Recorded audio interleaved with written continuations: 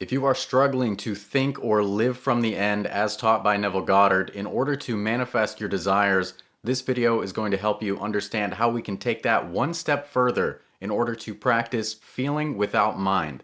Feeling is the secret to manifestation. We're all aware of this. We all know that getting into the feeling of acceptance of what you desire being real to you here and now is crucial, but it can be much, much easier when we learn to disengage or disidentify with the mind in order to live more freely and be present in the here and now, which is where all your power exists. So we're going to break this down first by talking about what feeling is, how we can use it to set our intentions, and the difference between emotion and feeling. Then we're going to cover what thinking from the end is and take it one step further in order to remove all thinking from the process and instead feel from the end. In other words, practicing feeling without mind. And third, we'll wrap up with a specific example of how I use this process to change the weather for my wedding day. Now, we want to use our feeling in order to set the intention or manifest our desires. So it's very important that we cover the difference between emotions and feeling. Neville Goddard has a wonderful quote on this, and it is, "When I speak of feeling, I don't mean emotion, but acceptance of the fact that the desire is fulfilled. And you can think you did that, but you can know for sure, if you haven't achieved your goal, you don't have acceptance. And the reason you don't have acceptance is that you are still thinking of the goal rather than thinking from the goal. That is all there is to it."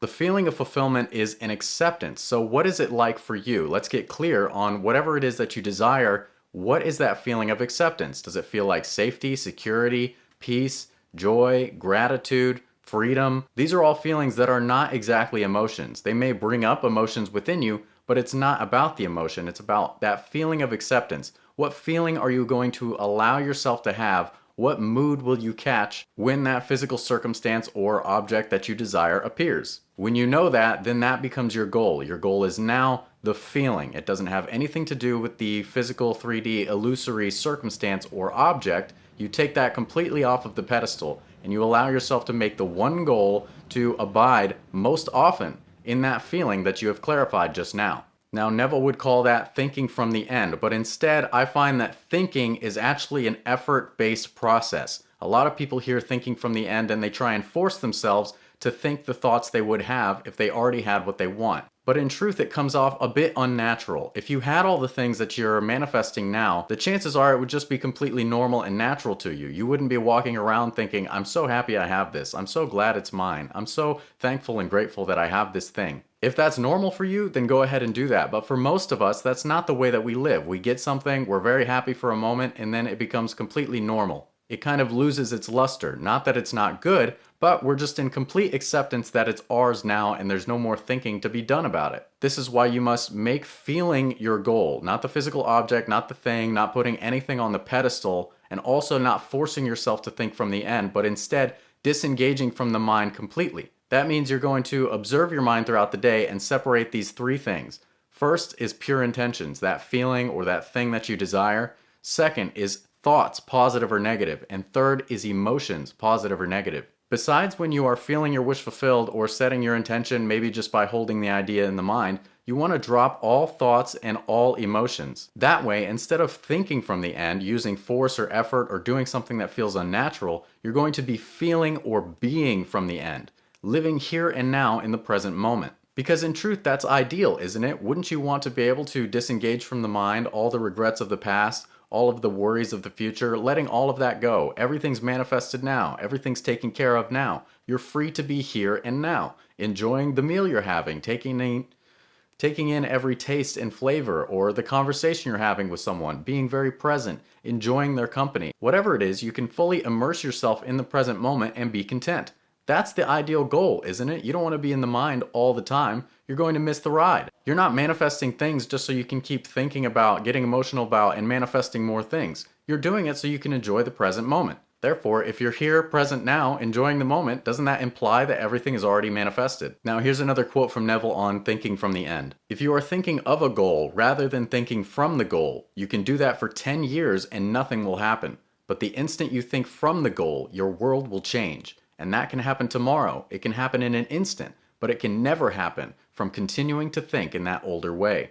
So we're going to take Neville to the next level by not trying to think of a goal at all or put an effort to think from the goal, but instead we make that feeling of fulfillment, acceptance of our desire fulfilled, whatever it means to you personally, the goal, the only goal. And then we cease the thinking process completely. We practice feeling or being without mind. This way there is no interference from the conscious mind in the manifestation process. It's all done by God, your higher self, source, universe, the subconscious, whatever you prefer to call it. In that way, all that energy that was previously being used for thoughts, positive or negative, all of which are limited by the way, is freed up to manifest your desires faster, easier, more effortlessly, more automatically. And it's literally so simple. In any given moment, you can just hop into the feeling, get into it. Do a visualization if you like, an affirmation if you like. Set the intention however you want, but then you completely drop all mental activity, all the noise of the mind, and be present here and now with that feeling of acceptance. Now I want to break down one final Neville quote in order to help you understand how he knew that the mind interferes in the process of feeling or being from the end.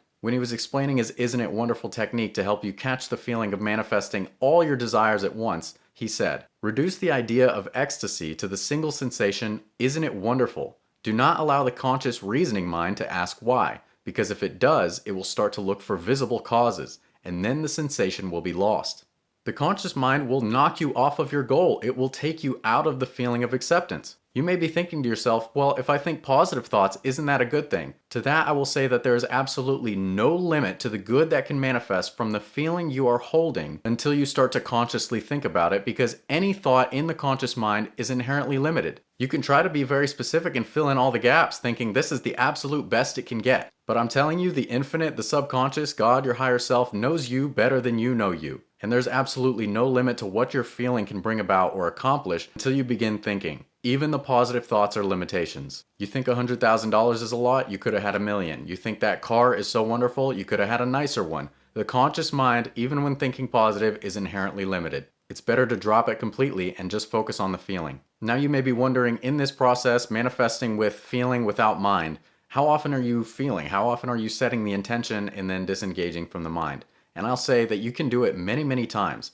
Often you want to be aware of what's going on in the mind, because if thoughts are coming up related to your desire, any kind of thoughts, positive or negative, that is your sign to reassume the feeling if you aren't already in it, to reset your intention, which you can do with a technique if you like, or simply by holding the idea in your mind, and then consciously direct God, your higher self, not mind, whatever you want to call it, to dissolve any and all blocks, limiting beliefs, thoughts, and emotions related to your pure intention. That is related to your desire, whatever you're manifesting. And it may feel like you're doing it 20 times a day or more, but it's going to get simpler, it's going to get easier, it's going to become natural to you to be living, feeling, being from the end, free from all limitations of thought and emotion. That way you can be content here and now in the present. There's a reason why we're told, "Seek ye first the kingdom, and all things you desire shall be added unto you."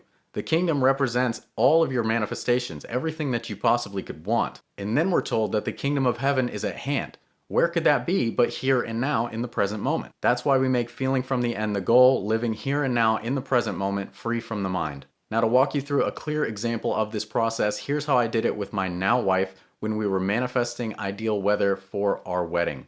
So we had been waiting for the 2-week forecast to show up on our phones and tell us what the weather would be for our special date. And the day it was available, it said that there were going to be terrible thunderstorms and heavy rain starting the day of our wedding. Obviously, that is not ideal. We had a photographer, we wanted beautiful weather, we wanted everything perfect, like anyone would. From there, we decided to set the intention. We were going to celebrate here and now as though it were the day after or a week after the wedding. And we said to ourselves, everything was so perfect. I'm so thankful and so grateful. That was the most wonderful event. The pictures turned out beautiful. The weather was so good that I didn't sweat in my suit, but it was still sunny and perfect. And we abided in this feeling of acceptance, having this back and forth conversation from the end for about a minute. After that, we completely dropped it. We didn't think about it positively or negatively. We didn't get emotional about it positively or negatively. If we gave in to the desire to check the forecast, even so, no matter what we saw, we didn't think about it. We just set the intention again, it is done, and let it go. As the date came closer and closer, we ended up checking maybe 3-4 days before the event, and we saw that the thunderstorms had moved one day, and we would have our wonderful, perfect weather as we desired. And it did come true. Everything was perfect. Here's a photo.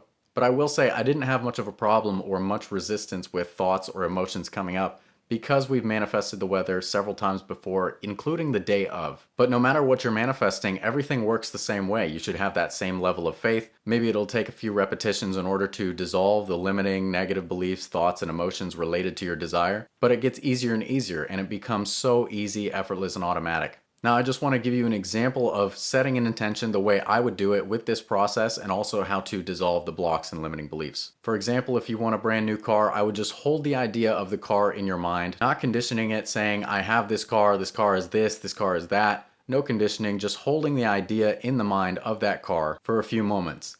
Then I would consciously say in my mind, without moving my lips, tongue, or jaw, I direct, not mind, to dissolve all limiting beliefs, blocks, limitations, thoughts, and emotions related to this pure intention. Then I would also say mentally, I direct, not mind, to manifest this desire easily, effortlessly, automatically, and instantly.